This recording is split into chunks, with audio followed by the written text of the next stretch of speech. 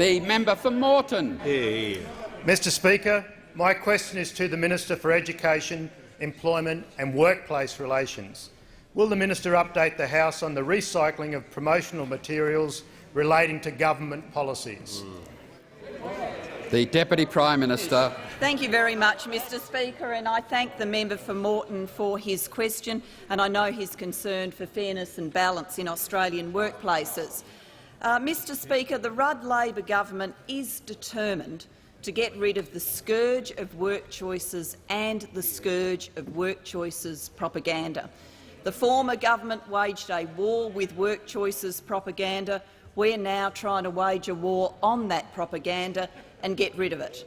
On Monday, I reported to the House that the Prime Minister and I had arranged for the pulping of 436,000 work choices booklets. Yesterday, Mr Speaker, I reported to the House that we were getting rid of 100,000 work choices mouse pads. Yesterday in this parliament, I was convinced that I was winning the war against work choices propaganda. But, Mr Speaker, it's with a heavy, heavy heart I'm forced to report to the House there's more. There's more, Mr Speaker. I am sorry about it, but there's more. There's 102,341 plastic folders, Mr Speaker. Unfortunately, more than 100,000 of them. Yes, it's a good question that the Leader of Government Business asks. We are going to have to get rid of them.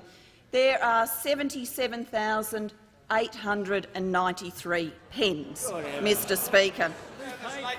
There are 5,684 postcards and just in case anybody ever wanted one, a postcard. And, Mr Speaker, there are an unknown number of fridge magnets, Mr Speaker. An unknown number of fridge magnets. Mr Speaker, I'm alert and I'm alarmed, I'd have to say. I'm alert and I'm alarmed. You can't turn a corner in Canberra without work choices propaganda cascading on top of you. It's just remarkable.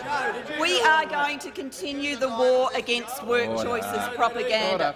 But, Mr Speaker, can I say I do concede that for some people this propaganda could come in handy.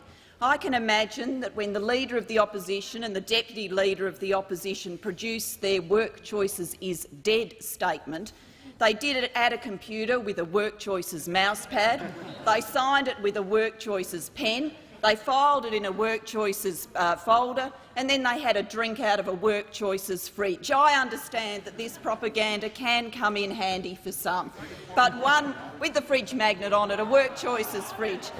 You wouldn't want to doubt their bona fides, would you, as they sit in their office, cocooned in with their Work Choices propaganda, remembering the good old days when they had the political honesty to walk to a dispatch box and defend work choices. Now, of course, they still believe in work choices, but they don't have that political honesty anymore. The work choices propaganda is the propaganda of the Liberal Party, paid for unwillingly by Australian taxpayers, by a government that believed in work choices. This is a Liberal Party that still believes in work choices. If they want some things to remind them of the good old days, just ring my office. We've got a lot of them waiting for you. The Deputy Leader.